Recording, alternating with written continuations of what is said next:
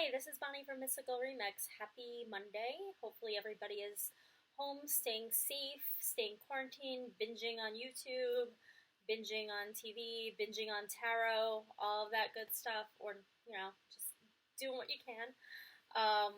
So this is part of a new series, which was actually something that I had been thinking about since I first thought of doing a channel, which is called A Week With. And part of my process is that when I'm working with a new deck, or even when I'm working with a deck that I've worked with forever, I like to spend the duration of a week and do single card draws for the entire week. So I get my message of the day, but then at the end of each week, kind of put it all together and see what the combined messages after that. So I kind of like doing that just because it really is very insightful, and I really like looking back rather than doing a full week ahead spread, because it kind of works better for me in my practice. So I figure I would share that with you. So last week I had the pleasure of working with the the Moonchild Tarot, and not upside down. Okay. Threads of Fate. So as the oracle of the week. And I really do, I've been wanting to work with the Moonchild for a while, and I tried working with the Moonchild about a month ago for a moon reading, and it came up with gobbledygook. Like, it just did not, it just did not work for me. And I was like, oh, this deck is pretty much telling me it wants the same respect as all my other decks to do a full week with it. So I kind of sensed that. So Moonchild got its time. And the reason why I chose these particular decks as a pairing, and for this particular week in general, is because I like to look at the decans of the astrological calendar and kind of see what fits with that week. So this fits with this past week. Last week was Pisces 2 and 3. And Pisces 2 and 3 are considered the week of the loner and the week of dancers and dreamers. And these two decks really kind of feel like they have that kind of energy about it. The keywords for those weeks are creative, imaginative, solitude, sensitive, psychic, intuitive. And if I were to think of, a tarot deck that matches those keywords, Moonchild definitely fits that bill. And the reason why I bought this deck and I had to have it in my collection is because, and I also have Starchild as well, which I will get in my cycle at some point soon. I just love Danielle Noel's artwork. I just love her artwork. It just brings you into the scene. It's gorgeous. And these have this amazing, illuminating kind of energy to it. So I really, really knew that these two decks would also work perfectly together. Also, another thing that I love about this deck too is that there are a lot of Art Deco flourishes, and I really love that style of art. So, sorry, I just I almost dropped the deck, but I didn't. And it's a very thick deck. For my tiny hands, I have to kind of shuffle it low to the table. But these are just amazingly, amazingly gorgeous, gorgeous, gorgeous cards. And it has this hint of darkness in light. That's kind of what I love about it too. There's this darkness in the light. It does have that very moody kind of aesthetic, and I love that. And I just love the images that she chose. I love the color palette.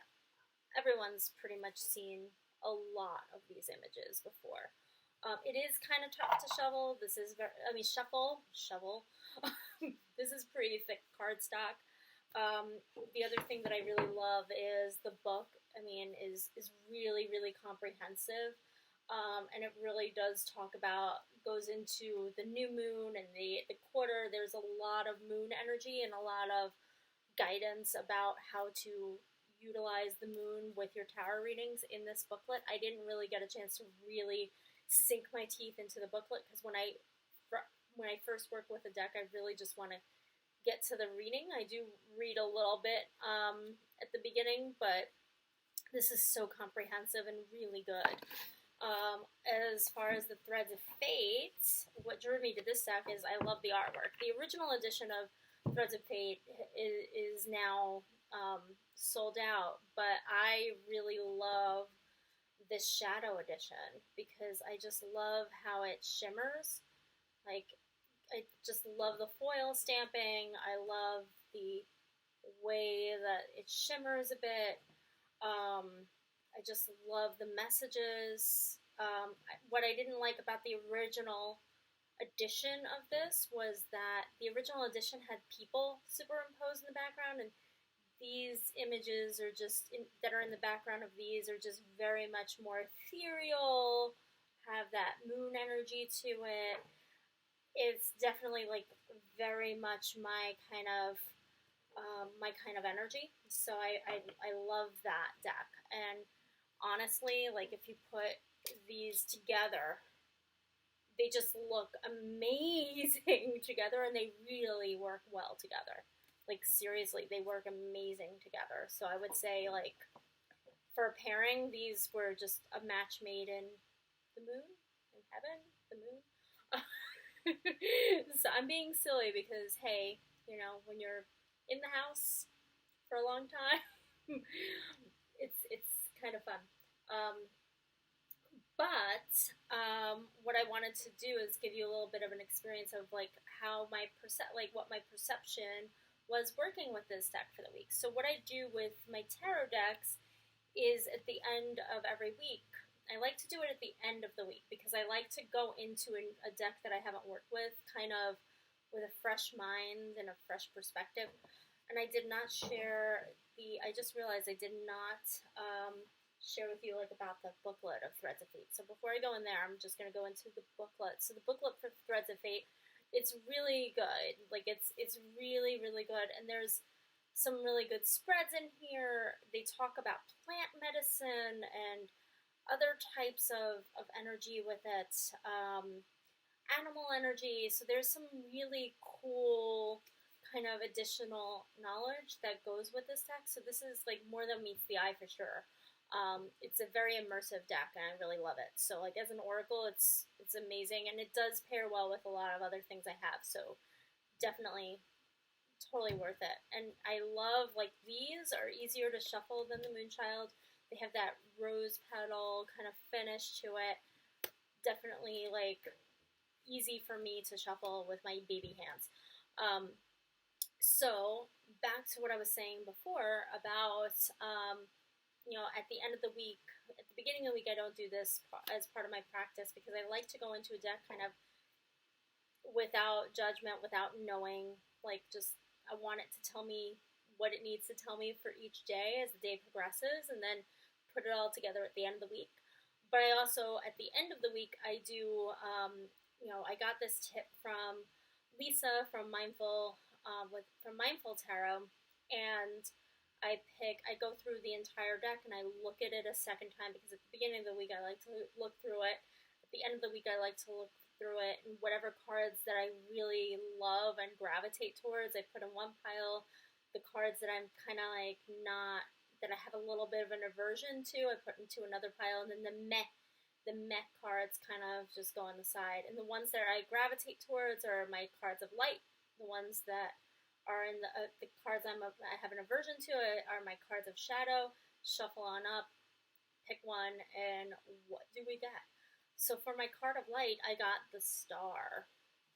And for my card of shadow, I got the Queen of Swords, which I thought was really great because it was already validating my perception of this deck anyway. So I think it's kind of fun because it's great practice, and every time I've done this, I'm like, this is exactly what my perception of this deck was.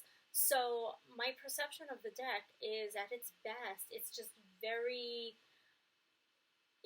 magical. It really gives hope and inspiration, and it really lets you see the light in darkness, which last week was that kind of pivotal kind of moment where there's the light and the darkness, and we really needed that. This is a card of healing and positivity and all of that, and I think having this as my card of light for this deck is definitely awesome. My card of shadow being Queen of Swords. I don't like this Queen of Swords. I don't like her chainmail. There's just this energy that I'm just about. It's a powerful deck. It can be cold and calculating at times. It could just dish you out truths that you might not want to hear, but you do need to hear.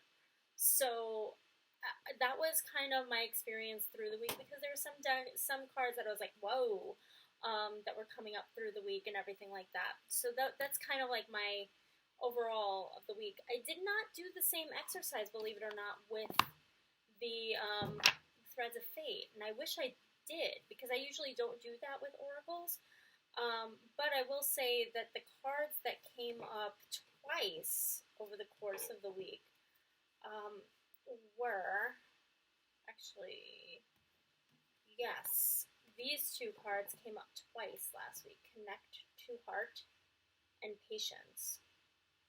So that I wanted to share with you guys, because I think right now this is a really clear message that right now we do have to connect to our hearts and our heart centers.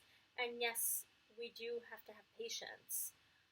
It is a very anxiety-ridden time. As somebody who experiences anxiety and who has been a lifelong anxiety sufferer, I think the not knowing and the waiting it out and having patience is a lesson that I know I need to learn. So, but I am being very mindful of others. I'm checking in my community. I'm checking in with others. I'm trying to connect to that heart space of the universal heart space. So I have rambled for about 12 minutes, but let me know what you think, if you'd like me to go a little more in depth on like what those cards turned out as the reveal of every day of the week. Let me know if you like this, and feel free to comment, like, subscribe, all that stuff. And I will see you next time. Take care. Hope everyone is safe and well. Love you. Bye.